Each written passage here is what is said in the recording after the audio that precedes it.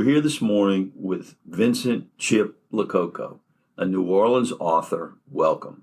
Thanks, John. I love being here with you this morning. Chip, I know you're an author, but what is your writing niche? Officially, I'm a historical fiction writer. My niche would be Italian historical fiction, which in reality means that I write novels that take place in Italy and specifically Sicily. The podcast today will focus on your latest novel, Saving the Music. However, Saving the Music is part of a series, right, Chip? That is correct. It's part of the Bellafortuna series. The Bellafortuna series begins with A Song for Bellafortuna, an inspirational Italian historical fiction novel set in the fictional village of Bellafortuna, Sicily.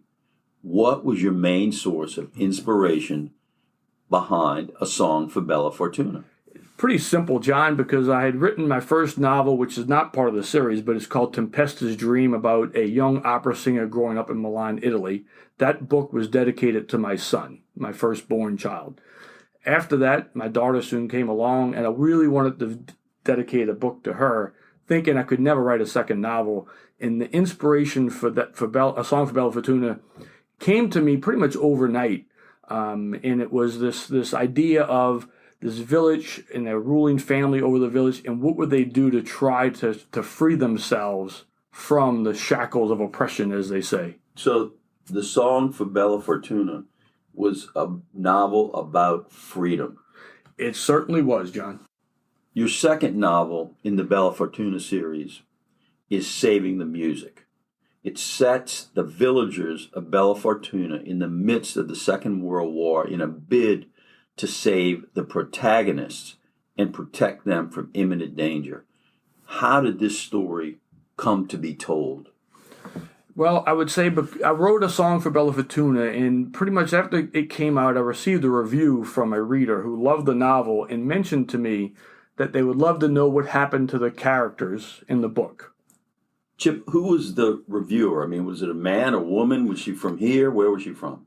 You know, I don't know where she was from, because it was an anonymous email from an anonymous Amazon review, and in that review she mentioned about what happened to the characters. I thank her profusely, whoever she is, because she was the inspiration for Saving the Music. And who are you talking about? Which characters, Chip?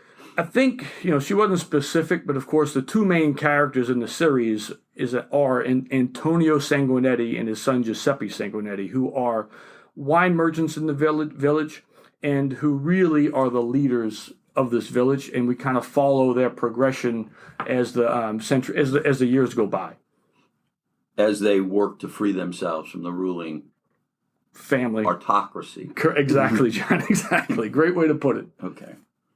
So, Chip, basically you got your hands on everything you could to write this novel, from anywhere you could find it. Is that right? I would say, based on, compared to my first novel, the amount of research I did for the second novel was a lot. So I read a lot of newspaper articles, a lot of nonfiction historical books. I spoke to a innumerable number of people who actually were there at the scene during World War II. We're going to come back to that, Chip. But first, I want to ask you, what inspired you to write this novel, Saving the Music? It's kind of funny, because right after I received the review from, let's call her the anonymous woman, I ended up in Washington, D.C. for our annual New Orleans Saints football trip. One day before the game, we decided to go see the Holocaust Museum with some friends.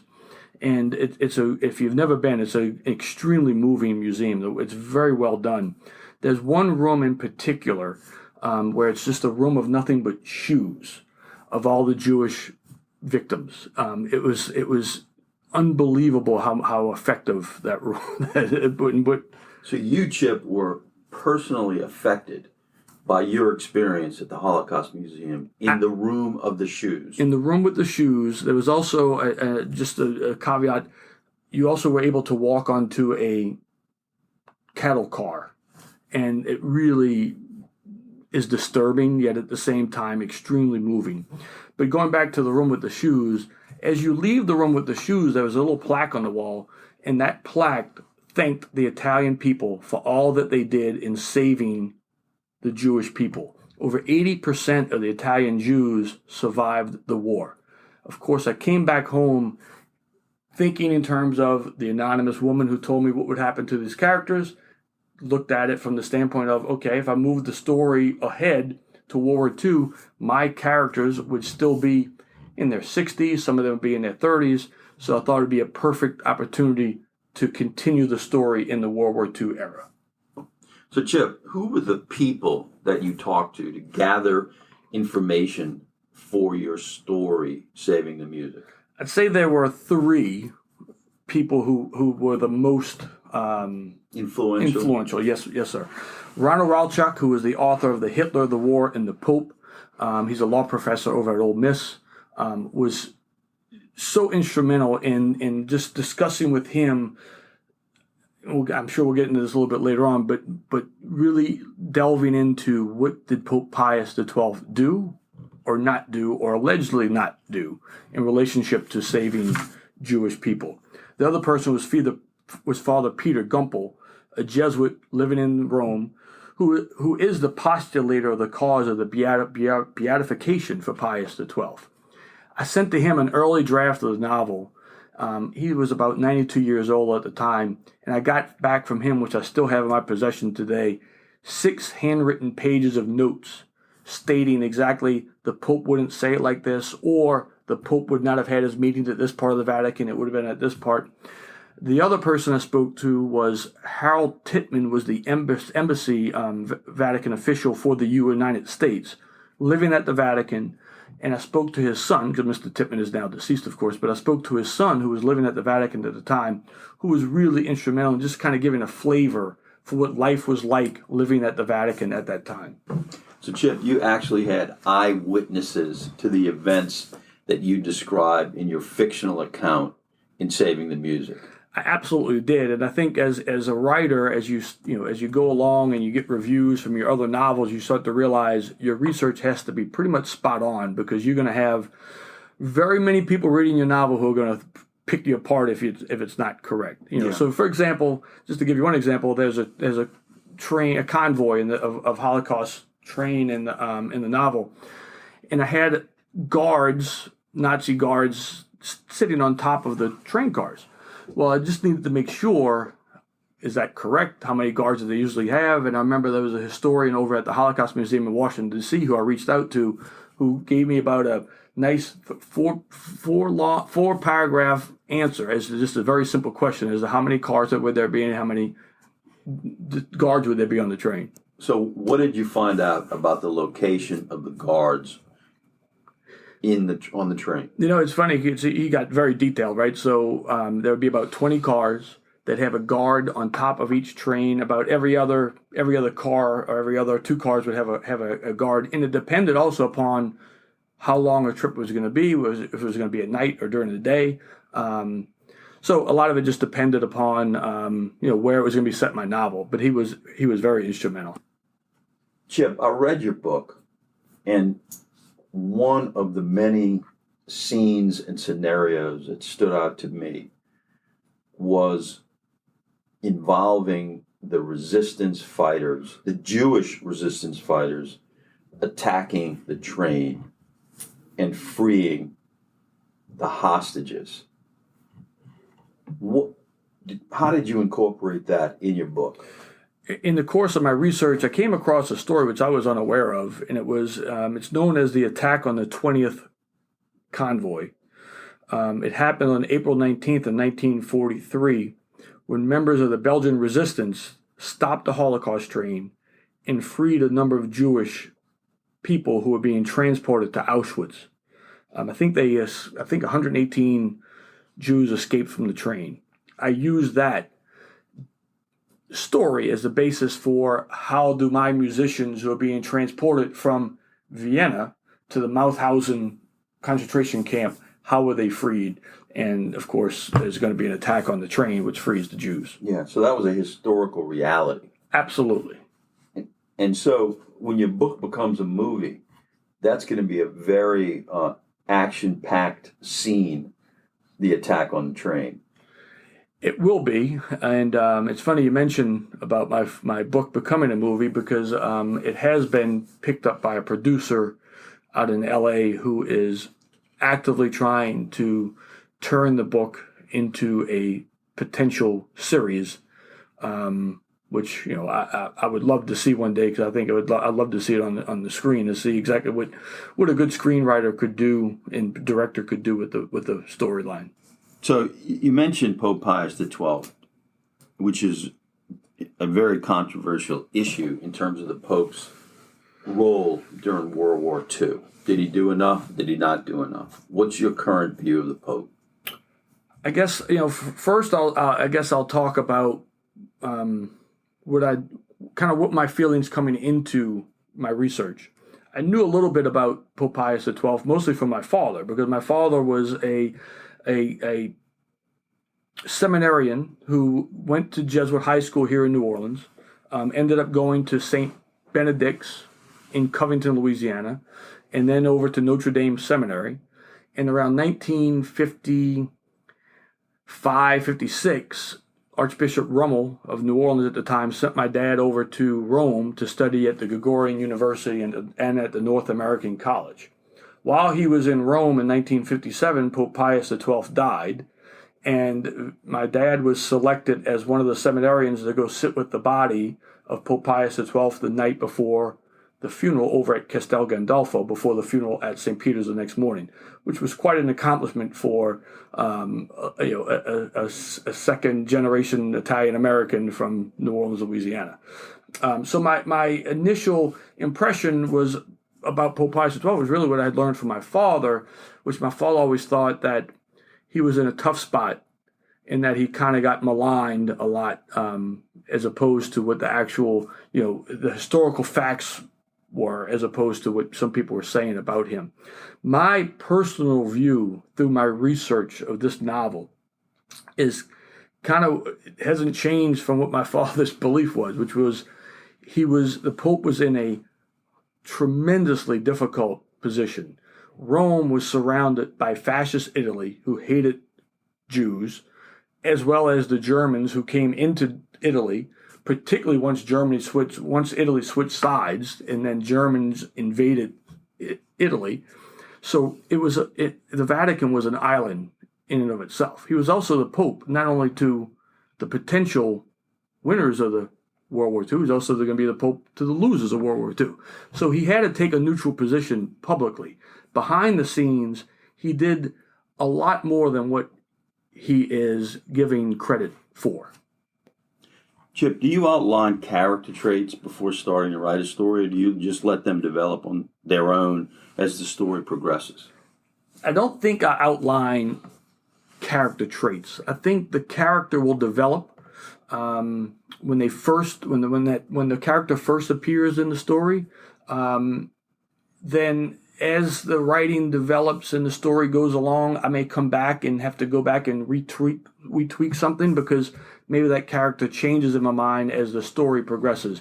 So I think I definitely don't have the entire life story of the character from the moment he hits the page, but I think over time it develops through the writing process. So you get to know your characters during the process of writing the novel. Absolutely. And I will say for the protagonist, I really envy the authors who can write characters who they don't like, because I am absolutely certain I can only write about characters who I fall in love with and who I love in return. Yeah, but yet you had to do that in this novel to write about the German officers Absolutely. and Hitler himself. Correct, absolutely. How did you do it? I think because I fell in love with the Jewish musicians in the novel, and also with the characters from A Song for from the Bellafortuna village, that the more I wrote about what they were going through, the more easy it was to write about the hate towards the people who are causing them so much turmoil. So it was the other side of the coin, if you will. I think that's the best way to put it, John. I think you nailed it. Yes. Okay. What's your connection with music, Chip? I mean, why saving the musicians rather than saving the carpenters or the plumbers or the rabbis, for that matter? I'm not a musician. Let me state that first off. But I grew up in a house surrounded by music. None of my father's not a musician. My mother's not a musician. My older sister, does have a wonderful singing voice. But I'm going to tell you. I mean, you may laugh when I say this. I grew up in a house where Mario Lanza was on the radio and on our phonograph every day. My mother would listen to Broadway plays. My father listened to opera and Errol Flynn movie music. That's what he would do. So I grew up in a time, in a place where music played a part in our lives on almost a daily basis. So you were steeped in musical traditions. I was, absolutely. Okay. What do you find the hardest to write? The hardest to write in regards to my novel? Yeah. It's strange because I'm working on the third part of the series, so I'm going to give an answer based on. It's hard to give an answer based on. If I give it to you on the first 3 novels I've written, the opening was always the hardest for me because it was kind of like you kind of want to tell the whole story and kind of develop everything right there to kind of get people to know everything about them, but you start to realize that's not the best way to tell a story, right? Right. I think the problem I'm having for the third book of the series, which is going to be the final part of it, is the ending, because I know the series is coming to an end and is trying to find the right mix and the right, how do we end it in a note that's going to make this a very memorable book. And so I'd say it's different for this book because it's the ending. The other ones were always the beginning because you kind of always wanted to expand, and it became too much of a story dump, as you say. And then usually the way I would write it, I'd dump it, and then I'd just kind of take it apart and spread that out across the entire novel. Yeah, and you've become friends with your characters, haven't you, Chip? So it's going to be hard to give them up. Absolutely. At the end of the series. Absolutely. Yeah. What do you think about the concept of writer's block? It's real. I know a lot of people have different ways to try to get through it. What I tend to do when I have writer's block is I just go back and work on the parts that I have done. If it's writer's block, meaning that it's not so much with developing a story, but where if I have writer's block and that I've finished a few chapters and now I'm just stuck, then I'll just go back and keep perfecting those chapters until I can pick it up and start going, okay, there it is. Now I can start writing again. Do you have a writing setup and any kind of writing ritual that you use, like a strategy? I'm a lawyer by profession, so therefore I work during the day, right? So I mostly write my novels in the morning. I'll leave my house and go to a coffee shop and sit down for an hour and just write a chapter. That's my goal, to write a chapter. And if I'm not going to write that day, then it's to go perfect a chapter that I'd worked on before. My ritual is I have my earbuds in my ear and listening to usually either opera or soundtrack music, just to kind of inspire me for the day. So music really is your wellspring of inspiration for your work. It is. Is that correct, Chip? There's no doubt. There's no doubt. Okay. What book do you have on your nightstand, Chip? What is your book? It's one thing I've found, and it's just something I've always done, is while I'm writing a novel, I don't read anything else. Because I just find, unless I'm doing research, then I'll read those type of, whatever I'm doing research on. But relative to just reading other fictional novels, when I'm writing a book, I don't, because I just don't want to get have their thought, their ideas of what their storyline is kind of jumbled with mine. So while I'm actively writing a novel, nothing is on my nightstand because I'd rather just kind of be thinking about what I'm going to be doing. Yeah, you want your story to be your own, correct, unique, and not directly influenced by another author. Correct. But putting that aside, what book do you have on your nightstand, Chip, when you're not writing a novel?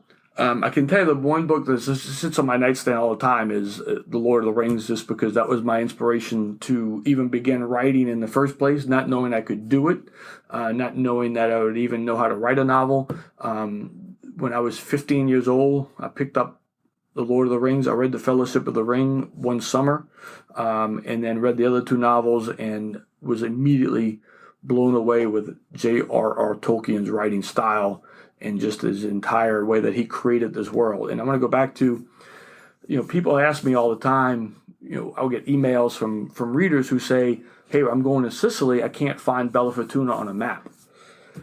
Which is a testament, I guess, to the fact that they really believe it's a true place. Mm-hmm. So I'm asked all the time, well, why didn't you set this in a real village in Sicily? And the reason has to do with, number one, Tolkien set his in a fictional world because he then could create the history of that world. I did the same thing with Bellafortuna in that I wanted to have a history of the village, not tied to, if I set it in Monreale, let's say in Sicily, well, if you're a historian of Sicily, you're going to know the history of Monreale. The Bellafortuna history is what I created. So therefore, I don't have to worry about anyone correcting me because it's my village.